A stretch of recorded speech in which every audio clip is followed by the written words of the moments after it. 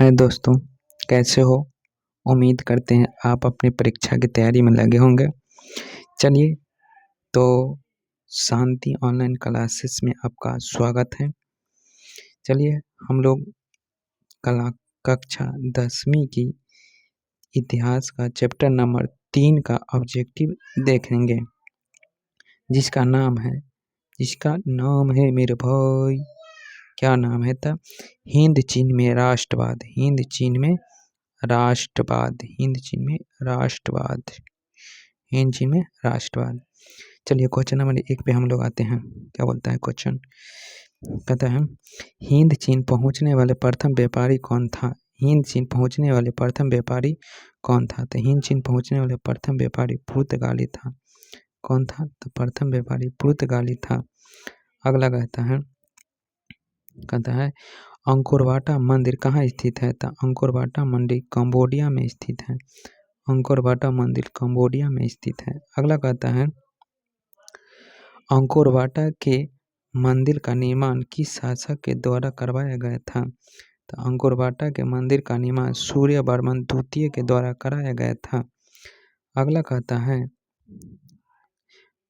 थोड़ा क्वेश्चन को हम छोटा कर लेते हैं, उस जो दिखाई देगा।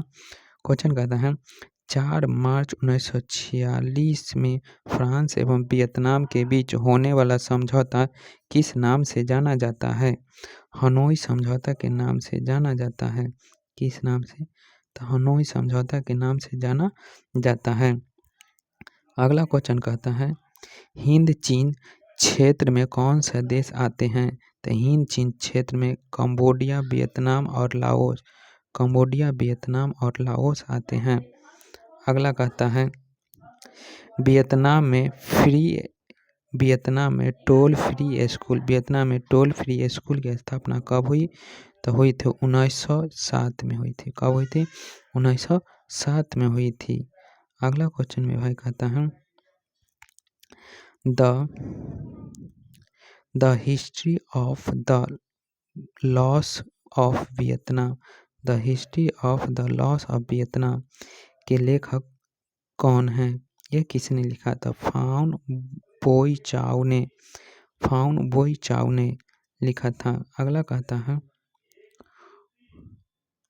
हुआ आंदोलन किस प्रकृति का था? हुआ आंदोलन किस प्रकृति के था? तो क्रांतिकारी धार्मिक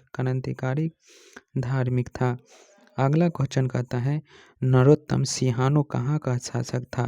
तो नरोत्तम सिंहानो कहाँ का शासक था? तो कंबोडिया का शासक था। कहाँ का शासक था? कंबोडिया का शासक था। अगला कहता है हिंद चीन में बसने वाले फ्रांसीसी कहे जाते हैं। हिंद चीन में बसने वाले फ्रांसीसी को हम लोग बहुत प्यार से कोलोन कहते हैं।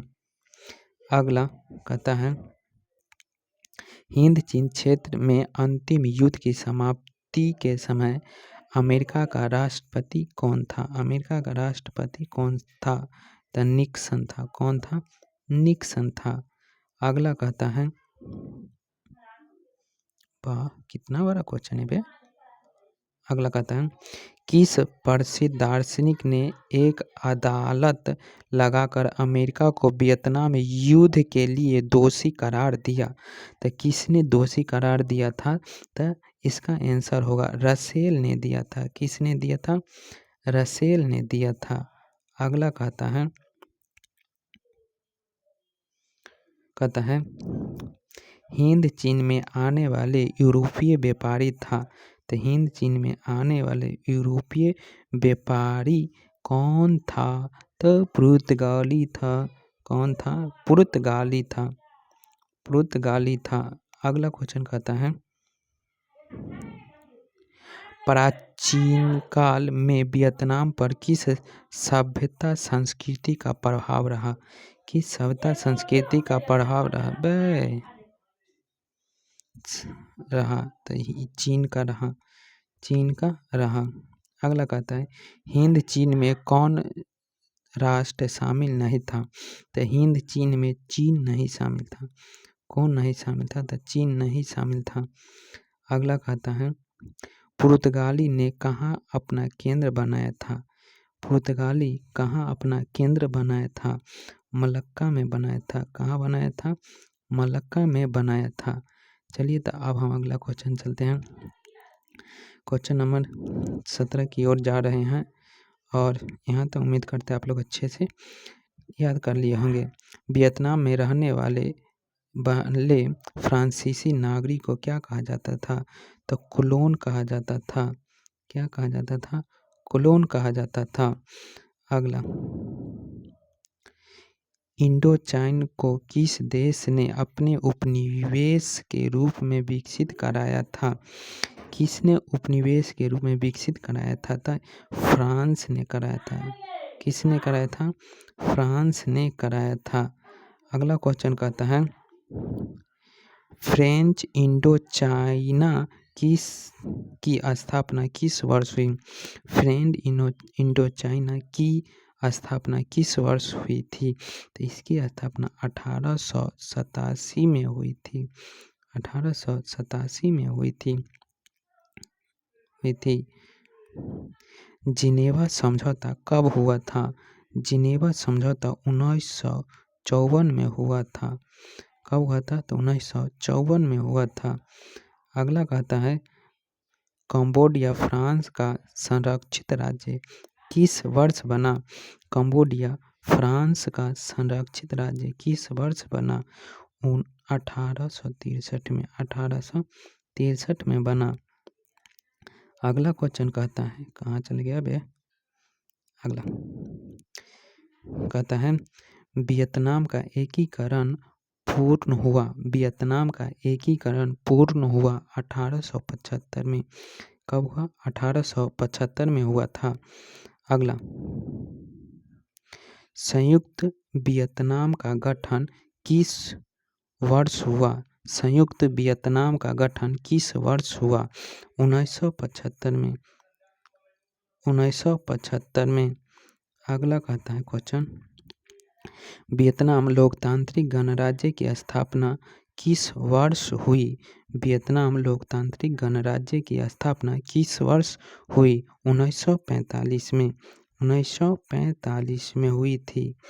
आगे हम लोग देखते हैं क्वेश्चन नंबर 25 पे आ गए हम लोग। कहते हैं अमेरिका में रबर के बागान पर किस रसायन का छिड़काव किया? अमेरिका में रबर के बागान पर किस रसायन का छिड़काव किया? तो जहरीला रसायन। कैसा रसायन? जहरीला रसायन। अगला क्वेश्चन देखते हैं। कहते हैं लाल खमेर सेना किसकी थी? लाल खमेर सेना किसकी थी? लाल खमेर सेना सिहानुक की थी। किसकी थी? सिहानुक की थी। किसकी थी? सिहानुक की थी। अगला क्या? हो ची मिन्ह का शाब्दिक अर्थ है। हो ची मिन्ह का शाब्दिक अर्थ है पथ प्रदर्शक। पथ प्रदर्शक। अगला कहता है लियांग कीचाओ कौन था? लियांग कीचाओ कौन था? इनमें से कोई नहीं होगा मेरे भाई, इनमें से कोई नहीं था। अगला क्वेश्चन कहता है, कहाँ बह गए बे? अगला, वियतनामी कम्युनिस्ट पार्टी के संस्थापक कौन थे? वियतनामी कम्युनिस्ट पार्टी के संस्थापक कौन थे? तो हो ची मिन्ह। हो ची मिन्ह। हो ची मिन्ह। अगला क्वेश्चन कहता है वियतनाम या वियतनामी स्वतंत्रता लीग की स्थापना की। वियतनामी या वियतनाम स्वतंत्रता लीग की स्थापना की तो किसने की? हो ची मिन्ह। हो ची मिन्ह। हो ची मिन्ह। अगला क्वेश्चन कहता है, क्वेश्चन है लियो हस्तक किसकी राजनीतिक पार्टी थी? लियो हस्तक यानी कि NLAS किसकी पार्टी थी? तो ये थे पाथेट लाओ की पार्टी थी। अगला और लास्ट क्वेश्चन इस चैप्टर का है। उसके बाद हम कल अगले चैप्टर लेके आएंगे, चैप्टर नंबर 4। कहता है रेवोल्यूशनरी सोसाइटी की स्थापना किसने की? रेवोल्यूशनरी सोसाइटी की स्थापना किसने की? तो फाउन बोई चाउ ने की थी। किसने की थी? फाउन